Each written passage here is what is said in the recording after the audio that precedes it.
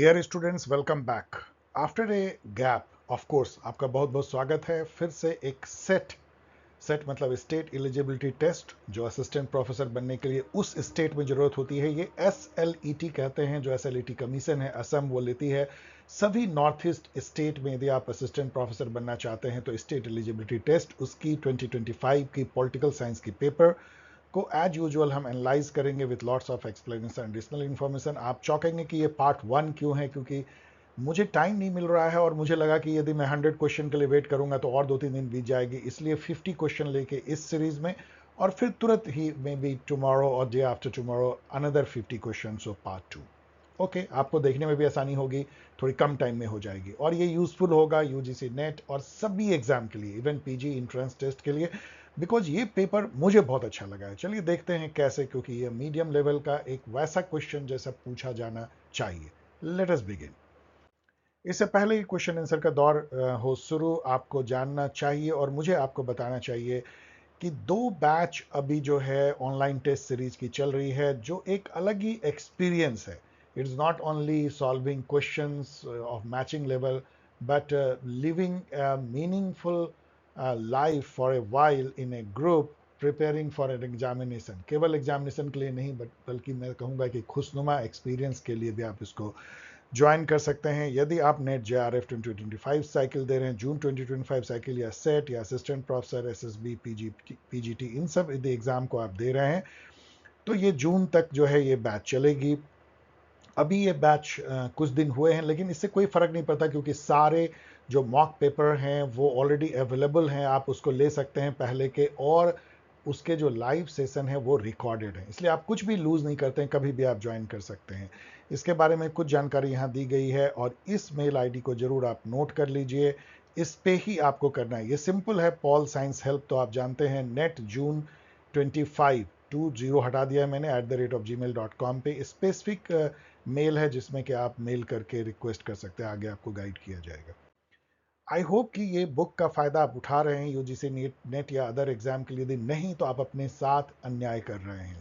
CUET PG यदि आप दे रहे हैं तो this is the golden book. यदि यूजीसी नेट या कोई भी असिस्टेंट प्रोफेसर या सेट के एग्जाम दे रहे हैं तो this is one of the best available resource on Amazon and objective political science और best 1000 MCQ, सबसे जो अच्छे MCQ हो सकते हैं उसका कलेक्शन है विथ आंसर की and lots of additional information.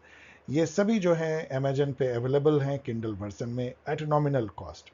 आप पूछेंगे किंडल वर्जन क्यों? क्योंकि कॉस्ट को कम रखने के लिए और डिजिटल जो इकोसिस्टम है उसको बढ़ावा देने के लिए। चलिए शुरुआत करते हैं 51। आपको पता है कि ये पार्ट 2 है। पार्ट 1 का जो लिंक है वो डिस्क्रिप्शन में आपको मिल जाएगी, वीडियो डिस्क्रिप्शन में। चलिए शुरुआत करते हैं 51 से 100 तक के। Again very good set of questions. कुछ क्वेश्चन डेफिनेटली कंफ्यूजिंग है, कहीं कहीं पे एरर भी है। Consider the following statement relating to the power of parliament to modify provisions of the constitution by a simple majority। मतलब आपको पता है कि कुछ जो provisions हैं वो आर्टिकल 368 के बाहर हैं, जिनको अमेंडमेंट इसके लिए माना भी नहीं जाता है। जैसे यहाँ पे जो दिया गया है कि alteration of name, boundaries and areas of state, abolition of second chamber of state legislation, the council को, एडमिनिस्ट्रेशन ऑफ शेड्यूल्ड एरिया, लेकिन ये नहीं, अपॉइंटमेंट ऑफ एडिशनल जजेज कभी जो है वो 368 के बाहर तो खैर हो ही नहीं सकता है, ये ऐसा मामला नहीं। तो आपको बी को जो है आपको एलिमिनेट करना चाहिए। The moment you eliminate be तो आपको एक ही बच जाता है ACD और आपको आंसर मिल जाता है। नेक्स्ट है consider the following statement regarding zonal council. ये आपको जोनल काउंसिल के बारे में इंपॉर्टेंट इंफॉर्मेशन देता है। फर्स्ट बिल्कुल सही है कि zonal council are set up under the provisions of the state reorganisation act SRC 1956 में हुआ था। इसको फैजल अली कमिटी भी कहते हैं, ये भी कई बार पूछा गया है। Zonal council discusses various issue of common interest in the field of planning, river water sharing, inter state. Zonal council क्या बने? Southern zonal council, eastern, western, इस तरह से बनी है, नॉर्थ ईस्टर्न भी बनी है। They enable the centre state to cooperate in evolving uniform policy in social and economic matters. ये सब जनरल स्टेटमेंट है। Their decision are binding on centre as well as state. No, ये तो एक advisory body है, binding तो हो ही नहीं सकता है इस काउंसिल का। इस काउंसिल को हेड जो है HM करते हैं, होम मिनिस्टर करते हैं, ये भी याद रखिए। प्राइम मिनिस्टर नहीं करते हैं, जोनल काउंसिल के हेड होम मिनिस्टर होते हैं, ये भी बहुत इंपॉर्टेंट इंफॉर्मेशन है। तो आपको डी को जो है एलिमिनेट करना है। मैंने एलिमिनेट कर दिया है तो देखिए ABC आपको सही आंसर निकलता है। ये सब बहुत ही इजी लेवल के क्वेश्चन होते हैं। अब आइए आर्टिकल 360 के तहत जो फाइनेंशियल इमरजेंसी लगती है उसमें ये कर रहे हैं कौन सा ट्रू है। ये क्वेश्चन ट्रिकी है क्योंकि आप देखेंगे क्यों। Reduction in the number of district in the country for affecting economy, ये है, ऐसा लिखा हुआ है कि ये मतलब आप डिस्ट्रिक्ट को जो है, no, reduction in the number of district in the country ये नहीं है, मतलब डिस्ट्रिक्ट के नंबर को कम करना नहीं है आर्टिकल 360 में। 360 में बहुत सारी चीजें हैं, जैसे कि ये लिखा हुआ है कि reservation of money bill state legislature assembly का consideration of the president, state को डायरेक्शन दे सकता है सेंटर की कैसे इकोनॉमी करे, कैसे कॉस्ट करे, सैलरी घटाई जा सकती है सभी ऑफिसर की इंक्लूडिंग जजेज ऑफ हाई कोर्ट और सुप्रीम कोर्ट, ये भी लिखा हुआ है, तो ये भी सही है। Abolition of all state legislative assembly to reduce expenditure, ऐसा कुछ भी नहीं है, ऐसा हो भी नहीं सकता डेमोक्रेसी में, और ये भी नहीं है नंबर ऑफ डिस्ट्रिक्ट। तो ए और बी को यदि आप एलिमिनेट कर दें तो केवल एक मिलता है, वो है सी और डी। तो ये थोड़ा सा ट्रिकी इसलिए है बिकॉज आपको कहीं इसमें कंफ्यूजन हो सकता है, दैट्स जैसे मैं पढ़ते हुए मैं भी कंफ्यूज हूँ। Which of these statement are true, select the correct answer. तो अब देखिए, the unquiet woods is written by Ramachandra Guha, ये क्वेश्चन आपको डिफिकल्ट है क्योंकि कौन याद रखता है रामचंद्र गुहा के सारे बुक, तो ये बिल्कुल सही है, उन्होंने अनक्वाइट वुड लिखा है। Elementary aspect of peasant insurgency in colonial India, ये आप गेस कर सकते हैं क्योंकि रणजीत गुहा जो है सबअल्टर्न स्टडी के बहुत बड़े थिंकर हैं, तो ये पीजेंट इंसर्जेंसी पे लिख सकते हैं। तो ये भी सही है। Andre Beteille wrote caste class and power changing pattern of stratification in Thanjavur village, तो ये भी सही है। लेकिन यहाँ पे यदि आपने बहुत वाइड रेंजिंग या तो पढ़ाई किया है, एमसीक्यू देखा है, जैसे मुझे अब याद हो गया है कि the political economy of India एक इतनी फेमस बुक है प्रधान प्रणब वर्धन की, कि आप इसको बिल्कुल इसको आप कह सकते हैं कि ये रॉन्ग है। पार्था चटर्जी ने जो बुक लिखा है यहाँ देख सकते हैं, nation and fragments, nationalist thought and colonial world, politics of govern and the people, लेकिन ये बुक जो है ये प्रणब वर्धन की है, द पॉलिटिकल इकोनॉमी, इसको याद भी कर लीजिए, इसलिए 1 2 3 बिल्कुल सही है। थोड़ा ट्रिकी क्वेश्चन। 55 देखिए, consider the following statement relating to working class movement in India. Working class movement मतलब लेबर क्लास होते हैं, यहाँ पे भी देखिए तो दो ही स्टेटमेंट सही है, इसका मतलब है इनकरेक्ट। पहले तो ये देखिए कि यहाँ पे कई जगह इन्होंने आपको कंफ्यूज करने के लिए करेक्ट बदले इनकरेक्ट दे दिया, इसका मतलब दो स्टेटमेंट सही है, दो रॉन्ग है। The working class in India has launched various types of collective actions, ठीक है, ये तो जनरल स्टेटमेंट है। Most studies focus on strike as a result of which a systematic analysis about strike since 1920। अब ये जो second statement है वो फर्स्ट को काटता है, ये कह रहा है कि different type of collective action, ये कहता है कि इन्होंने बेसिकली स्ट्राइक ही केवल किया है, एक ही टाइप ऑफ कलेक्टिव एक्शन, तो इन दोनों में एक ही सही होगा। The issue of wage was one of the major reason behind strike, ये भी ठीक है, जनरली सही है। Most strike took place in unorganised small sector, ये बिल्कुल गलत है। जो स्ट्राइक हुए हैं वो ऑर्गेनाइज सेक्टर में हुए हैं, ना कि अनऑर्गेनाइज। अनऑर्गेनाइज सेक्टर क्या होता है, ठेला, वेंडर, स्ट्रीट, जिसका कोई मतलब कोई ना तो रजिस्ट्रेशन है, ना कोई कुछ लेखा जोखा है, ना कोई जीएसटी पे करते हैं, उस टाइप में कोई जो ऑर्गेनाइज सेक्टर होता है, जो फैक्ट्री में वर्कर काम करते हैं, जिनका यूनियन एसोसिएशन होता है, वो बहुत थोड़े होते हैं। अनऑर्गेनाइज सेक्टर में ही अधिकतर लेबर लगे होते हैं। तो डी तो बिल्कुल गलत है, तो डी को आपको निकालना चाहिए, डी डी दोनों का। इन दोनों में देखें ए और बी में, तो बी कॉमन है, इसका मतलब कि ये सही है, केवल इन्होंने स्ट्राइक अपनाया है। अब बी के साथ इसका मतलब ए तो होगा नहीं, तो केवल जो है सी जा सकता है, तो बी और सी इसका सही है। थोड़ा सा आप एलिमिनेशन करने से आपको मिल जाएगा। 56 देखिए, ट्रू इसमें से खोजना है। Tribal movement, According to K.S. Singh, the tribal movement in India can be divided into 3 phases. Don't know तो छोड़ दीजिए। Religiosity, according to David Hardiman, had a profound impact on tribal state of consciousness. आगे बढ़ जाइए। Roy Burman characterized the post-independent tribal movement as infra-nationalism। ये आपको देख के लगेगा कि सही है। Infra-nationalism क्या होता है जान लीजिए। ये सब national identity that exist within a larger national framework such as tribal identity within the larger pan-India national identity. According to Ghanshyam Shah, it was only after independence that tribal adjustment happened in India. ये आपको एक clue दे देता है, अभी तक कुछ भी पता आपको नहीं है, लेकिन ये चीज कि ट्राइबल एजर्सन केवल इंडिपेंडेंट इंडिया में हुआ है, बिल्कुल गलत है। आपको पता है उलगलान, संथाल मूवमेंट, कोल व्हील मूवमेंट सब जो है अंग्रेजों के टाइम में हुए हैं। इसका मतलब क्या है, डी गलत है। तो डी, तो इससे क्या हुआ, सीधा हमें दो, तो ये एलिमिनेट हो गए ये दोनों। और इन दोनों में आप देखें तो ए और बी कॉमन है, इसका मतलब ये सही है, ये सही है। आपको देखना है सी सही है गलत है, लेकिन आप देखिए इतना जनरल स्टेटमेंट है कि ये गलत होने का चांस बहुत कम है, इसलिए ए बी सी को आपको सही करना चाहिए। तो आप बिना जाने हुए भी इस तरह के क्वेश्चन को क्रैक कर सकते हैं एक एलिमिनेशन के चलते। 57 देखिए यहाँ ट्रू है, पहले आप ट्रू और फॉल्स अब देख लीजिए। Consider the following statement related to decision making, it is an act. यहाँ पे आंसर में देखिए तो एक जरूर गलत है, एक या दो। It is an act of determining a course of action, कौन बोलेगा नहीं, तो ए तो जरूर होना चाहिए, तो सब में ये है। It is related to all the traditional management function, no. जो ट्रेडिशनल मैनेजमेंट फंक्शन यदि आप देखेंगे, पोस्ट कॉर्प देखेंगे या कोई भी फेल का, तो उसमें डिसीजन मेकिंग जो है कोई बहुत मेजर नहीं बनता है। ये हर्बर्ट साइमन के टाइम से आना हुआ है, ये आप समझ सकते हैं नियो क्लासिकल या मॉडर्न मैनेजमेंट फंक्शन का पार्ट बना, इसलिए बी को हम एलिमिनेट कर सकते हैं, बी बी बी। तो ए और डी बचता है और वही सही है, एक ही बच जाता है। सो ए डी में क्या, it is act of determining a course of action, और डी में it is related to policy making but not synonymous. Policy making क्या है, पब्लिक डिसीजन मेकिंग है to solving some common societal problem, इसलिए वो है तो डिसीजन मेकिंग, लेकिन दोनों सिनोनिमस तो नहीं है ना। तो सी ए एंड डी बिल्कुल सही है। It is synonymous with policy making, दोनों एक ही है, ये तो इसको भी काटता है डी को, इसलिए ये गलत है। तो आसानी से आप इसको जो है क्रैक कर सकते हैं। 58 देखिए ये फॉल्स है, तो अब पहले से फॉल्स का मतलब दो स्टेटमेंट फॉल्स है, दो सही है। इस साइंटिफिक मैनेजमेंट थ्योरी में कौन कौन सा फॉल्स या सही है। Science not rule of thumb बिल्कुल सही है। हार्मनी नॉट डिस्कॉर्ड, आपको दो सही मिल गया, तो इसका मतलब ये दोनों फॉल्स जरूर होंगे। To build up a dual structure and scalar principle, scalar principle को तो वो मानते भी नहीं थे, वो तो एक तरह का फंक्शनल फोरमैनशिप था। तो चूंकि आपको दो सही एकदम बिल्कुल मिल गया, it was science not rule of thumb and harmony not discard, तो आप इसको बिना ज्यादा विवेचना के सी और डी को आप गलत कर सकते हैं। चेस्टर बर्नार्ड के बारे में, authority is accepted in an organisation only, ये बहुत फेमस क्वेश्चन मैं भी पूछता रहता हूं। When communication is understood, when it is consistent with the organizational purpose, when it is not detrimental to the personal interest of the whole subordinate class, तो ये not होना चाहिए था, इसलिए ये गलत हो गया। when it is not beyond the individual's mental and physical capacity, ये बिल्कुल सही है। तो इसलिए 3 को यदि हम हटा दें तो 3 को हटाने से ये सीधा क्रैक हो जाता है 1 to 4। ये बिल्कुल कॉमन क्वेश्चन है जो हर जगह पूछा जाता है कि ऑथोरिटेटिव जो कम्युनिकेशन होती है फ्रॉम बॉस टू सबऑर्डिनेट, उसके क्या फीचर हैं।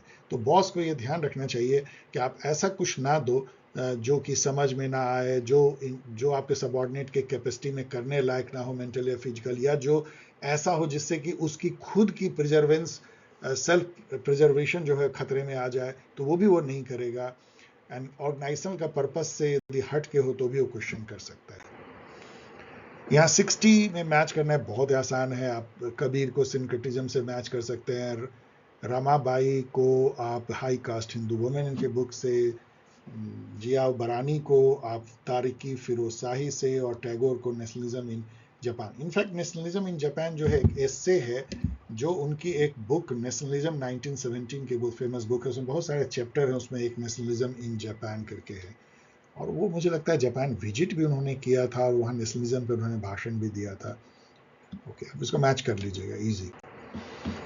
Consider the following statement relating to good governance, तो इसमें इनकरेक्ट आपको ढूंढना है, और दो मतलब कि एक या दो इनकरेक्ट है। People should be able to voice their own opinion through legitimate immediate organisation और रिप्रेजेंटेटिव, बिल्कुल सही है, तो ये तो फॉल्स होगा नहीं। Legal framework should be enforce partially and on a case to case basis, ये बिल्कुल आउटलैंडिशली रॉन्ग स्टेटमेंट है।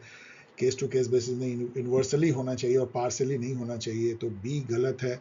तो बी जरूर होना चाहिए आंसर में, इसमें नहीं है, तो ये एक तो खत्म हो गया। अब देखिए, information should be accessible to the public and should be understandable and monitored, monitored जो है वो गलत है। Information should be accessible to the public सही है, and should be understandable. Monitored जो है इंफॉर्मेशन मॉनिटरिंग, चलिए ये देखते हैं। Only government institution should be held accountable to the public, ये तो बिल्कुल ही गलत है।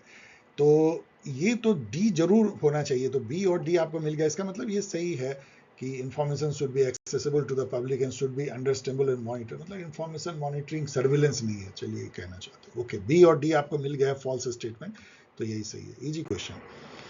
62 देखिए, ये आप एलिमिनेट कर सकते हैं।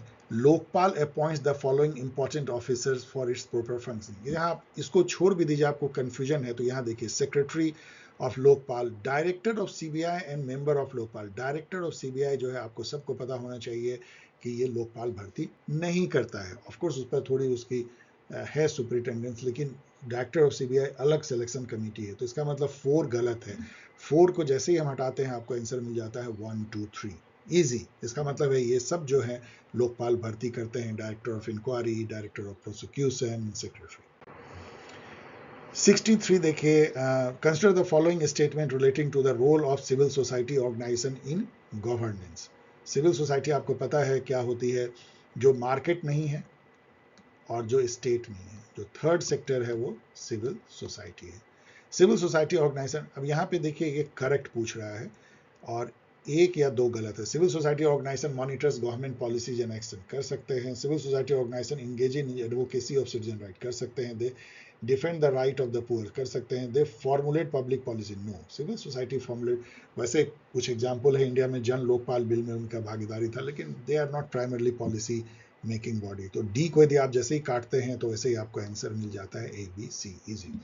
Which one of the following was not a communitarian critic to Rawls? तो कम्युनिटेरियन पहले होना तो चाहिए ना। कम्युनिटेरियन थिंकर आपको पता है कि माइकल सेंडल हैं, चार्ल्स टेलर हैं, माइकल वॉल्जर हैं, एलेस्टेयर मैकलेंटायर है। रॉबर्ट नॉजिक एक लिबर्टेरियन थिंकर है। तो ये कम्युनिटेरियन है ही नहीं, तो कम्युनिटेरियन क्रिटिक क्यों होंगे, इसलिए मिल गया आंसर आपको। अब यहाँ पे जो मैच है तो और भी आसान है। सोशल कॉन्ट्रैक्ट जो बुक है वो जीन जैक रूसो की है। Theory of justice John Rawls की है। Second sex Simone de Beauvoir की है। Idea of justice Amartya Sen की ग्लोबल जस्टिस पे बुक है, मैच कर लीजिए, उतनी की जरूरत भी नहीं पड़ेगी। 66 देखिए, इन political theory the overtone window किसको कहते हैं। ये बहुत मजेदार क्वेश्चन है जो कि आगे आपको कुछ एग्जाम में आ सकता है। ये जो है ओवरटोन विंडो जो है, ये मिस्टर ओवरटोन का नाम था। उन्होंने ये मतलब थीसिस दिया था कि ये एक विंडो होती है पॉलिसी की, जो जनरली जो है एक्सेप्टेबल होती है। उसके बाहर यदि ये होगी ना तो बहुत रेडिकल होगा, एक्सट्रीम होगा, अनएक्सेप्टेबल बाय द मेजोरिटी होगा। जैसे आप सोच सकते हैं कि मोदी जी ने जो नोटबंदी का डिसीजन लिया था वो ओवरटर्न विंडो में नहीं था, वो उन्होंने ले लिया। It was a very very risky and very bold decision to be taken by a prime minister, लेकिन वो आप ऐसा नहीं कहेंगे कि वो बहुत नॉर्मल डिसीजन था। इसी तरह से लॉकडाउन का भी डिसीजन थोड़ा सा एक्सट्रीम था, जिसके कि बहुत सारे उसमें भी रिस्क थे। तो उस टाइप का, तो ऐसा ओवरटोन विंडो वो है, the range of ideas consider acceptable and main stream in public discourse, जो एक्सेप्टेबल हो वो ओवरटोन विंडो। तो जनरली पॉलिसी उसी विंडो में बनाई जाती है। आउट ऑफ द, ये नाम है याद रखिए, ओवरटोन एक थीसिस देने वाले का नाम है। Out of the following works which is not a work of M N Roy. अब यहाँ पे यदि आप जानते हैं, जैसे मैं जानता हूँ कि वाई सोशलिज्म 1932 में जयप्रकाश नारायण जी की बुक है, तो यहाँ पे वाई सोशलिज्म आता है तो एम एन रॉय तो लिखा नहीं होगा, और यहाँ हमको नॉट ही पूछ रहा है। इसका मतलब है कि ये तीनों लिखा होगा। हमको आंसर भी पता लग गया और एडिशनल इन्फॉर्मेशन भी कि India in transition, India problem and solution and the future of Indian politics, ये सब एम एन रॉय की बुक है। नेक्स्ट क्वेश्चन देखिए, in the two treatises of government which was published in 1689। ये तो आपको इन्फॉर्मेशन दे रहा है, जॉन लॉक लिखा है इसको, 3 इन्फॉर्मेशन दे रहा है। अब पूछता है उसने क्या रिफ्यूट किया है। बेसिकली ये क्वेश्चन भी गलत है, क्योंकि उन्होंने दोनों को रिफ्यूट किया था इसमें। रॉबर्ट फिल्मर की जो पैट्रियार्की था, मतलब जो उनका डिवाइन राइट थ्योरी था किंग का, उनको भी रिफ्यूट किया था। और थॉमस हॉब्स का जो थेसिस थी, या कह लीजिए थॉट था ह्यूमन नेचर पे, उसको भी उन्होंने जो है रिफ्यूट इसी बुक में किया था। इसलिए क्वेश्चन तो इनवैलिड हो जाती है, लेकिन इसका ऑफिशियल आंसर जो है वो रॉबर्ट फिल्मर होगा। Who authored A vindication of right of women. ये सब बहुत ही बचकाना क्वेश्चन है, मैरी वोllstonecraft आपको पता है। In the Agna Sutta, what concept is introduced to explain the evolution of society and emergence of governments? ये वेग टाइप का क्वेश्चन है। अग्ना सुत्ता में बेसिकली क्या है कि वो कहते हैं कि कैसे जो है यूनिवर्स की उत्पत्ति होती है, कैसे वो प्लैनेट पहले ठंडा होता है, फिर जीव कैसे वो तैरते रहते हैं, फिर वो बॉडी एक्वायर करते हैं, कलर एक्वायर करते हैं, फिर सेगमेंटेशन होता है, फिर प्रॉपर्टी आती है, फिर जो है प्राइवेट प्रॉपर्टी, फैमिली, और फिर स्ट्रैटिफिकेशन सोसाइटी में, और फिर लोग जो है वो जो ब्लिसफुल स्टेट से जो है वो गिर जाते हैं, और फिर आपस में एक तरह का मत्स्य न्याय जैसा सिचुएशन होता है, फिर स्टेट। अब ये तो साइकिल ऑफ धर्मा तो नहीं है, प्रिंसिपल ऑफ अहिंसा भी नहीं है, तो क्रिएशन ऑफ इंस्टीट्यूशन ही केवल हो सकता है और कुछ है नहीं। साइकिल ऑफ यूनिवर्स हो सकता है लेकिन यूनिवर्स की साइकिल नहीं। यूनिवर्स में जो डिफरेंट इंस्टीट्यूशन क्रिएट होते हैं, फैमिली, प्राइवेट प्रॉपर्टी और स्ट्रेटिफिकेशन, स्टेट, इन सब का जिक्र इसमें है। वेग क्वेश्चन, ये यहाँ पढ़ लीजिएगा, इसके बेसिस पे मैं ये कर रहा हूँ। क्रिएशन ऑफ इंस्टीट्यूशन पढ़ लीजिएगा। How did issue of child marriage and ill treatment of widows connect to Pandita Ramasbai's broader political philosophy? ये भी एक तरह का वेग क्वेश्चन है लेकिन आप इसको डिसिफर कर सकते हैं कॉमन सेंस से। तो ये दोनों ही ये है कि issue of child marriage and ill treatment of widows connect, लेकिन ये एक तो स्पेसिफिक इशू है ट्रेडिशनल मैरिज में इक्वलिटी, लेकिन यहाँ पे आप आइएगा, they represented her commitment to social and gender justice. तो ये एक जनरल वाइडर इशू है जिससे रिलेट करता है, इसलिए मेरे अनुसार से यही सही होगा। 72 देखिए, what are the 3 types of ideal political culture according to Almond and Verba, जिन्होंने सिविक कल्चर 1963 में बुक लिखा था, 5 कंट्री के इंपेरिकल स्टडी करके पॉलिटिकल कल्चर पे। उन्होंने कहा था parochial subject and participant political culture, जो कि आइडियल टाइप है, तीनों का यदि जुडिशियस मिक्स हो तो सिविक कल्चर बनता है। ये इस बेसिस पर उन्होंने कहा था कि 3 ओरिएंटेशन जो पॉलिटिकल सिस्टम की है, कॉग्निटिव, अफेक्टिव एंड इवेल्युएटिव है, कि आप अपने पॉलिटिकल सिस्टम के बारे में अवेयर हो कि नहीं, उससे आप जुड़ाव महसूस करते हो कि नहीं, और आप उसको इवेल्युएट करने की कैपेबिलिटी रखते हो। उस बेसिस पे parochial subject and participant political culture उन्होंने कहा था। पैरोकियल मतलब आंख पे पट्टी बंधी हुई है, कोई निरपेक्ष हो, हमें कहानी, मतलब हमें क्या पता कौन राज करता है, कौन नेता है, कौन पार्टी है। अफ्रीका में और बहुत पिछड़े देशों में ऐसा पाया था। सब्जेक्ट पॉलिटिकल कल्चर, जहाँ पे कि जो सिटीजन है वो वोट देने के बाद भूल जाते हैं कौन राज कर रहा है, क्या कर रहा है, बस दैट्स ऑल, मतलब जो भी है सब ठीक है, मतलब they don't participate. And participate में यहाँ पे क्या आप अवेयर होते हो, आप पब्लिक पॉलिसी को इवेलुएट करते हो, आप रोड पे निकलते हो, आप घेराव करते हो, धरना प्रदर्शन करते हो, पिटिशन देते हो, सोशल मीडिया पे दिखते हो, and all like that. Who is the author of the book title on nationality? तो ये जो है डिफिकल्ट हो सकता है ये बुक। ये बुक जो है डेविड मिलर के द्वारा लिखी गई है, जो कि एक ब्रिटिश पॉलिटिकल थिंकर हैं, और ये जाने ही जाते हैं नेशनलिज्म, सोशल जस्टिस, सिटीजनशिप, इन सब पे उन्होंने काफ़ी कुछ लिखा है। यहाँ पे चूंकि बेनेडिक्ट एंडरसन है, उनकी जो बुक है इमेजिन कम्युनिटी, वो भी आपको पता होनी चाहिए, बहुत फेमस बुक है 1983 की, जिसमें उन्होंने नेशन को as a imagine community declare किया था, प्रिंट कैपिटलिज्म का कॉन्सेप्ट दिया था। बर्नार्ड याक यहाँ पे देखते हैं nationalism and the moral philosophy of community इन्होंने लिखा है। तो ये दोनों बुक को भी थोड़ा बहुत देख सकते हैं। थोड़ा डिफिकल्ट क्वेश्चन। 74 देखिए, who has written an economic theory of democracy. ये बुक इतना फेमस है क्योंकि इसमें रैशनल चॉइस अप्रोच से डेमोक्रेसी को डिस्क्राइब किया है एंथोनी डॉन्स ने। इस बुक के बारे में और आपको नेट पे जाके थोड़ी बहुत पढ़नी चाहिए, कैसे जो है वोटर भी एक रैशनल एक्टर्स होते हैं, और पॉलिटिशियन जो है डेमोक्रेसी के इलेक्शन के मार्केट प्लेस में वोट खरीदते हैं, सुविधाएं देके, फ्रीवीज देके और फेवरेबल पॉलिसी बना करके, और वोटर जो हैं वो प्रेफरेंस अपनी जो उनको चाहे, उनको फ्री भी चाहिए या बेसिक इनकम चाहिए, उसको वो खरीदते हैं अपने वोट दे करके। इस टाइप के थॉट उन्हें देते हैं economic theory of democracy, Anthony Downs. यहाँ पे जोसेफ स्कुम्पीटर दिखते हैं, जो कि जाने जाते हैं अपने बुक कैपिटलिज्म, सोशलिज्म एंड, देख लीजिएगा उस बुक में जो है वो डेमोक्रेसी को करार देते हैं एक kind of political method to choose elite through periodic comparative election, एक elite view of democracy. James Buchanan दिखते हैं, ये भी जो रैशनल चॉइस थ्योरी या पब्लिक चॉइस थ्योरी के लिए जाने जाते हैं, और रॉबर्ट डहल यहाँ पे दिख रहे हैं, जो पॉलीआर्ची एंड प्लुरलिज्म के लिए जाने जाते हैं। 75 post modernism in international relation challenges traditional theories by emphasising the role of. तो पोस्ट मॉडर्निज्म जो है, आईआर हो चाहे जनरल, उसमें यदि आप देखेंगे तो एक यदि इसमें से चुनना हो तो क्या चुनेंगे? Soft and material power and state sovereignty. इन सबको इतना मटेरियल पावर, स्टेट सॉवरेंटी को इतना वैल्यू देते नहीं है, ये सॉफ्ट को देते हैं। Universal principle and deconstruction of justice and morality, universal principle को मानते नहीं है। Language discourse and deconstruction of knowledge, ये सबसे सही है पोस्ट मॉडर्निज्म में, जो है कैसे जो है लैंग्वेज से या डिस्कर्सिव वे में नॉलेज क्रिएट की जाती है, और कैसे नॉलेज और पावर का नेक्सस होता है, ये इसको बहुत ज़्यादा इसमें तवज्जो दी जाती है।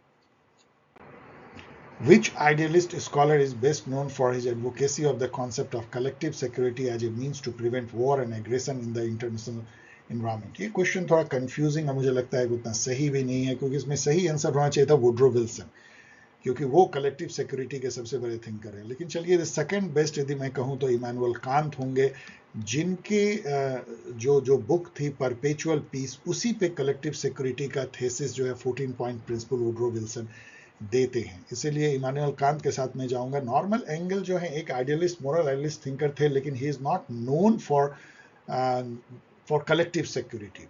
उन्होंने बुक लिखा था एंगल ने, द ग्रेट इल्यूजन, जिसमें वो आर्ग्यू करते हैं कि war is economically destructive and irrational in the modern interconnected world. Moral idealist Norman angle, इसमें ये दोनों तो रियलिस्ट थिंकर है, तो हो ही नहीं सकते।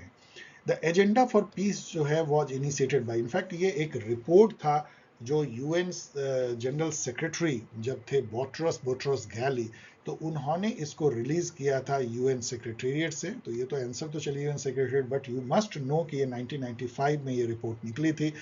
ये basically peace making, peace building के बारे में थी, और it included preventive diplomacy, peace making, peace keeping and post conflict peace building. इसका सीक्वेंस भी पूछा जाता है।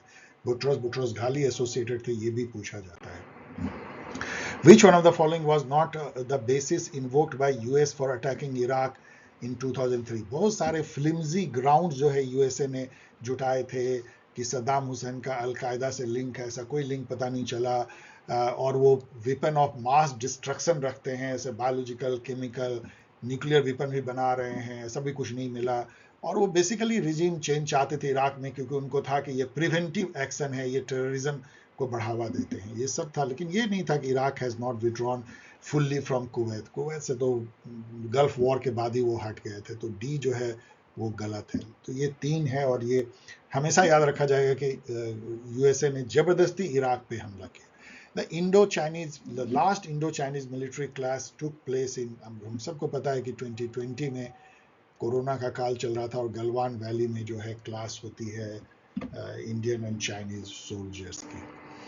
Which is the host country of the African Union Summit to 2023? 2023 जो है, अभी सब तो याद रखना चाहिए आपको, 2-3 जो है इस बार का, पिछले बार का।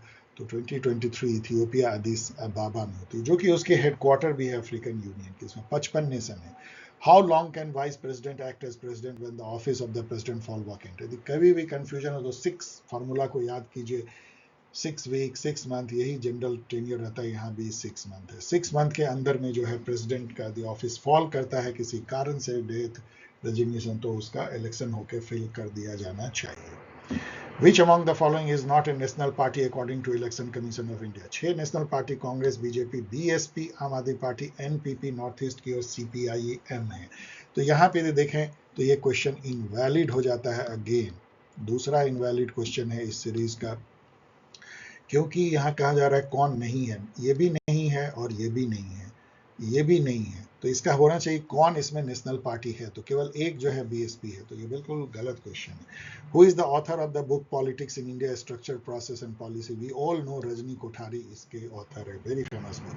Who among the following associated with new public administration? We all know कि ड्वाइट वॉल्डो, जो कि जनक थे फर्स्ट मिनोब्रुक कॉन्फ्रेंस 1968 के, उनके साथ फ्रैंक मैरिनी थे, उन्होंने अशर इन किया न्यू पब्लिक एडमिनिस्ट्रेशन मूवमेंट को। 85, who among the following are associated with acceptance theory of authority? इसमें 2 थिंकर डेफिनेटली आते हैं, जो कि चेस्टर बर्नार्ड, हर्बर्ट साइमन है, 2 and 3। सो ये 2 जो है are associated, okay, so 2 and 3। ये एक्सेप्टेंस थ्योरी ऑफ अथॉरिटी क्या है? अभी हम लोगों ने देखा चेस्टर बर्नार्ड का कि ऑथोरिटेटिव जो कम्युनिकेशन है वो कब है, ब्ला ब्ला ब्ला, 4 कंडीशन थे। तो एक्सेप्टेंस थ्योरी मतलब ये है कि सबऑर्डिनेट का कौन सा एटीट्यूड होता है या कौन सा साइकोलॉजी होता है जिससे कि सुपीरियर के ऑर्डर को वो ऑथोरिटेटिव मान के एक्सेप्ट करते हैं। वो जो एक जोन होता है उनके ब्रेन में, वो जोन ऑफ एक्सेप्टेंस होता है, जिसको हर्बर्ट साइमन ने जोन ऑफ एक्सेप्टेंस कहा, और बर्नार्ड ने उसको जोन ऑफ इनडिफरेंस कहा, JOI एंड JOA, दोनों एक ही बात है। वो जोन जिसमें कि बिना क्वेश्चन के सबऑर्डिनेट अपने सुपीरियर के ऑर्डर को ऑथोरिटेटिव मानता है और उसका पालन करता है। 86 नंबर देखिए, which among the following is not an element of the overlapping feature of the prismatic society as propounded by Fredericks? Overlapping feature of the prismatic society, ये भी कंफ्यूजिंग है, क्योंकि यदि आप देखें तो इन्होंने 3 फीचर प्रिज्मेटिक सोसाइटी का फ्रेडरिक्स ने बताया था, ओवरलैपिंग, फॉर्मलिज्म, हेट्रोजेनिटी, और यहाँ पे ओवरलैपिंग के अंदर उन्होंने फॉर्मलिज्म डाला है। तो पॉली कम्युनलिज्म, पॉली नॉर्मेटिविज्म का मतलब है कि सोसाइटी में बहुत सारे मल्टीपल नॉर्म एग्जिस्ट करते हैं और एक दूसरे से वो ओवरलैप भी करते हैं, काटते भी हैं। पॉली कम्युनलिज्म मतलब बहुत सारे कम्युनिटी होते हैं with different culture, different norm, different language, और वो भी जो सोसाइटी को कम्प्लेक्स बनाती है कि यूनिफॉर्म रूल रेगुलेशन नहीं रहता है। Nepotism I don't think is a feature of overlapping feature of formalism. तो ये होता है, फॉर्मलिज्म मतलब क्या होता है, एक तरफ जो है कानून है जो किताबों में लिखी है, और सोसाइटी का रूल, नॉर्म, बिहेवियर, प्रैक्टिसेज अलग ही है, ये इससे अलग है, और दोनों में एक डायकोटमी है। जब कोई ऑफिसर बिहेव करता है या एडमिनिस्टर करता है तो सोसाइटी के रूल के अनुसार करे कि किताबों में लिखे रूल के अनुसार, ये उसको problem, that is called formalism. तो nepotism perhaps, but vague question.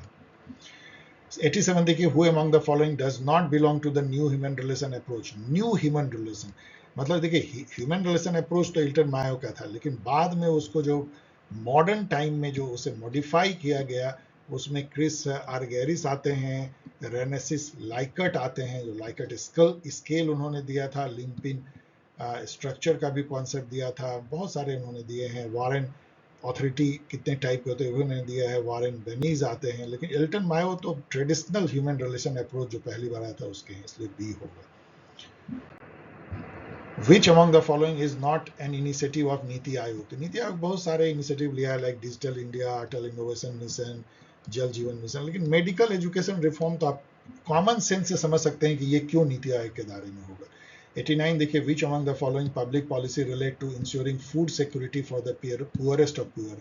यहाँ तो आप हिंदी का यदि अंत्योदय का मीनिंग आप जानते हैं, अंत्योदय मतलब संस्कृत शब्द है, अंत्योदय मतलब पंक्ति में खड़ा अंतिम व्यक्ति। तो अंत्योदय अन्न योजना AAY जो है वो गरीब से गरीब लोगों के लिए जो फ्री अनाज है, इनफैक्ट जो 5 किलो अनाज जो अभी मिल रहा है वो इसी का एक्सटेंशन है, AAY का एक्सटेंशन है। 90 नंबर देखिए, which among the following recommendation was not made by the Veerappa Moily committee. Veerappa Moily committee को हम सेकेंड ARC के रूप में जानते हैं, administrative reform commission. First ARC 1966, second ARC 2005, तो 2005 से 2009 तक जो है बहुत सारे रिपोर्ट वो देते हैं। उसमें जो है focus on human capital management, इसमें नॉट कहा गया है, प्रमोटिंग गवर्नेंस था। आर्टिकल 356 से इसका नाता नहीं था, introducing disaster management, capital management सभी था। सी कॉमन सेंस से आप अलग कर सकते हैं। Which of the following pair are incorrectly matched? इसमें भी ये भी गलत है, इसमें भी इनवैलिड है ये क्वेश्चन, क्योंकि theory of natural right lock से मैच होना चाहिए, तो ये भी रॉन्ग है, और social welfare theory of right lock से मैच कभी नहीं हो सकता, इसलिए ये भी गलत है। बाकी ये दो सही है। Legal theory of legal rights, तो चलिए जॉन ऑस्टिन आ सकता है, लीगल पॉजिटिविज्म के जनक प्रोपोनेंट थे। Idealist theory of right Hegel का भी आ सकता है, लेकिन ये दोनों गलत है, और एक ही चुनना है, कैसे चुन सकते हैं? इसको मैच करना है post modern condition. We all know, ये बुक लिखा है जीन फ्रैंको लॉयटर ने, फ्रेंच के। तो ए का 2 और ए के 2 से आप जो है 50-50 गेम खेल लेते हैं, तो बी का 1 तो सीधा सही हो गया। हिस्ट्री ऑफ सेक्सुअलिटी जो है ये मिशेल फुको की बुक है भी। सिमलक्रा एंड सिमुलेशन जो है वो जीन ब्रॉडलार्ड की जो है बुक है, जो कि एक फेमस पोस्ट मॉडर्निस्ट थिंकर हैं। सी का 4 और इससे हो जाती है ये क्रैक, इसका मतलब डी का 3 होगा। Of grammatology is a very famous book, जिसमें कि उन्होंने डिकंस्ट्रक्टिविज्म का जो बेसिक कॉन्सेप्ट दिया है, जैक डेरिडा पोस्ट मॉडर्निस्ट। एसे कंसर्निंग ह्यूमन अंडरस्टैंडिंग लॉक की बुक है, इमिली रूसो की एजुकेशनल ट्रीटीज है। रिचर्ड ऑफ द अर्थ जो है फ्रेंच फैनन की बुक है, पोस्ट कॉलोनियलिस्ट थे। ओरिजिन ऑफ टोटलिटरिज्म आना आरेंट, तो आसानी से आप मैच कर सकते हैं, ऑल वेरी फेमस बुक। ये क्या है 94 90, अगेन इसमें ह्यूमन कंडीशन फिर से आ जाती है। ओके, ह्यूमन कंडीशन आना आरेंट की है। ये theory of justice second time आती है, sorry theory of justice second time नहीं आ रही है, जॉन रॉल की है। ब्लैक स्किन व्हाइट मास्क जो है फ्रेंच फैनन की आती है। साउदर्न क्वेश्चन जो है बहुत फेमस बुक था एंटोनियो ग्राम्शी का, फेमस बहुत था लेकिन इसको कई कम लोग जानते हैं। ये साउदर्न इटली कैसे नॉर्दर्न इटली से अलग था, उस पर इन्होंने लिखा था एंटोनियो ग्राम्शी। इनकी मोर फेमस बुक है द प्रिजन नोटबुक। आप मैच कर सकते हैं, तो ये तो मैच ही है 1 2 3 4। ये मैं आपके लिए छोड़ जाता हूँ। मैंने इस पे 10-15 मिनट देने की कोशिश की। मुझे लगता है ये लगभग जो है वो अरेंज्ड है, लेकिन इतना वेग इन्होंने लिखा है क्योंकि सब एक दूसरे से गड़बड़ है। मैं आपके लिए छोड़ रहा हूँ डिफरेंट स्मृति और उसका जो की प्रोविजन टॉपिक है। वैसे इतना कह सकता हूँ कि याज्ञवल्क्य की स्मृति जो है मनु स्मृति का एक तरह का काउंटर पार्ट या उसी तरह की ट्रीटी है, जिसमें कि सोशल जो कास्ट सिस्टम वर्ना और कैसे लाइफ जिए धर्म के अनुसार वो सब है। और नारद स्मृति थोड़ी जो है वो जुडिशियल प्रोसीजर रूल रेगुलेशन जैसी होती है, लेकिन इस पर भी हम मिला नहीं पाएंगे, बहुत ही कंफ्यूजिंग मुझे लग रहा है। अब ये तो आसान है, हिंद स्वराज 1909 की बुक है, तो बी का 4 और इसी से देखिए ये क्रैक हो जाती है। इसका मतलब आप सीधा मैच कर सकते हो। ए का 3 है, तो इसका मतलब है कि अनटचेबल्स जो है अंबेडकर की बुक 1948 में लिखी गई होगी, हिंदुत्वा 1923-24 में, और फेडरेशन वर्सेस फ्रीडम 1939 में। तो ठीक है, मैच कर सकते हो। मैंने मेमोरी से कहा है कि अनटचेबल्स उन्होंने लिखा है, देख लीजिए। ये भी आसान है, इंटीग्रल ह्यूमनिज्म जो थेसिस है वो दीनदयाल उपाध्याय जी के, वी ऑल नो। ए का 2 और इसी से ये जो है क्रैक हो जाता है। इसका मतलब बी का 4 है, total revolution Jayaprakash Narayan, Sampoorna Kranti radical humanism M N Roy, and self respect movement sorry Periyar की। ये डिफिकल्ट हो सकता है, ये खासा डिफिकल्ट होता है। इसमें जैगलर को आप मिला सकते हैं, मतलब चूंकि मैंने पढ़ के मैंने किया इसलिए मैं आपको बता रहा हूँ। I was also confuse. Holzman जो है, ये दोनों ने जो है इंटरेस्ट ग्रुप और लॉबिंग पे काम किया है अमेरिकन सोसाइटी में, इसलिए ये डिफिकल्ट बन जाता है। हॉल्जमैन भी इससे मैच कर सकते थे। इन दोनों को मैच करने से आपका मिल जाता है ए का 1 और बी, ए का 2 और बी का उल्टा, ए का 2 और बी का 1। तो ये इससे लेकिन आपका काम बनता नहीं, क्योंकि 3-4 में भी है डुवर्जर एंड सॉटरी में। लेकिन यहाँ पे आसान है क्योंकि साटोरी के साथ जो है पोलराइज प्लूरलिज्म जाएगा, तो डी का 3, तो डी का 3 और ये इसके बेसिस पे क्रैक होता है। लेकिन यहाँ पे कुछ मिसप्रिंट है, पॉलिटिकल रिएक्शन का कोई मीनिंग ही नहीं है। डुवर्जर के साथ पॉलिटिकल रिएक्शन नहीं जा सकता है। कुछ ये और कहना चाहते होंगे, आई डोंट नो क्या कह रहे हैं। तो ये क्वेश्चन तो ऐसे ही क्वेश्चनेबल है, फिर भी मैंने यहाँ दिया है, कुछ पढ़ लीजिएगा। Clash of civilisation, we all know कि कल्चरल एंड रिलीजियस वॉर, ये थेसिस थी सैमुअल हंटिंगटन की, जिसमें वो कहते थे कि 21st सेंचुरी में जो वॉर है वो नेशन के बीच में ना होकर कल्चर या सिविलाइजेशन के बीच में होगा। जस्ट वॉर थ्योरी जो है इथिकल गाइडलाइन ऑफ कन्फ्लिक्ट पे है। रिलीजियस डिप्लोमेसी मतलब इन्वॉल्वमेंट ऑफ रिलीजियस लीडर और group in diplomacy, and theocratic regime religious values in decision making. पूरा मैच्ड है, तो 1 2 3 4 के साथ ही जाएगा। लास्ट देखिए, ये खासा मिलाना आपको मुश्किल हो सकता है, क्योंकि ये सब बुक जो है बहुत फेमस है नहीं। इवन केसी वेयर जो जिन्होंने इंडियन फेडरलिज्म को क्वाजाई फेडरल कहा था, उनकी बुक भी यहाँ पे बहुत ही ऑब्सक्योर बुक उन्होंने लिखा है। केसी वेयर की जो 3 बुक है, federal government, modern constitutions and constitutional structure and Commonwealth, उसमें से 3rd बुक उन्होंने दिया है यहाँ। तो डी का 3 से चलिए, लेकिन डी का 3 से आपको डी के 3 से यहाँ पे देखिए क्रैक हो जाता है इससे ये, तो इसके चलते चलिए उतना डिफिकल्ट नहीं है। सी है और बाकी को आप मैच कर सकते हैं।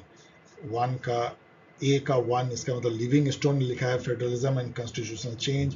बैगॉट की ये बुक जो है द इंग्लिश कॉन्स्टिट्यूशन, वो फेमस कह सकते हैं। तो बैगॉट का वॉल्टर बैगॉट, तो ये देख सकते हैं बैगेहॉट।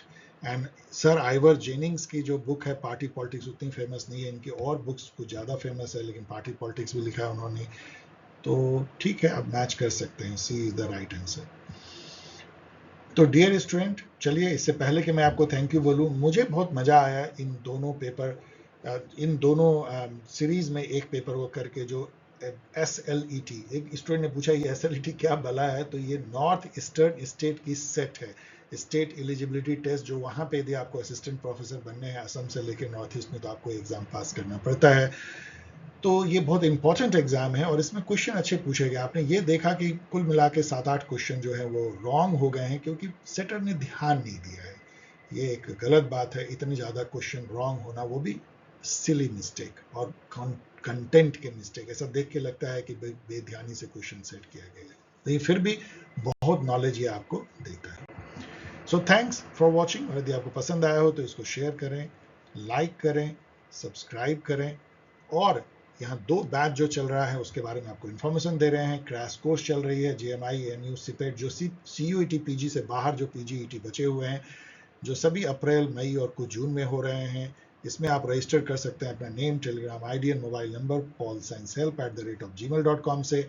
और नेट JRF जून 25 जो असिस्टेंट प्रोफेसर सेट इन सब एग्जाम के लिए भी आपको हेल्प करता है, उसमें रजिस्टर कर सकते हैं POLSC help net june 25@gmail.com से। इस तरीके से आप मुझसे जुड़ सकते हैं, सवाल पूछ सकते हैं। मैं हमेशा कोशिश करता हूँ आपके सवालों के जवाब देने के, यदि वो 1-2 लाइन में दिए जाए। मिलेंगे बहुत जल्द किसी और वीडियो के साथ, तब तक keep smiling, be happy, take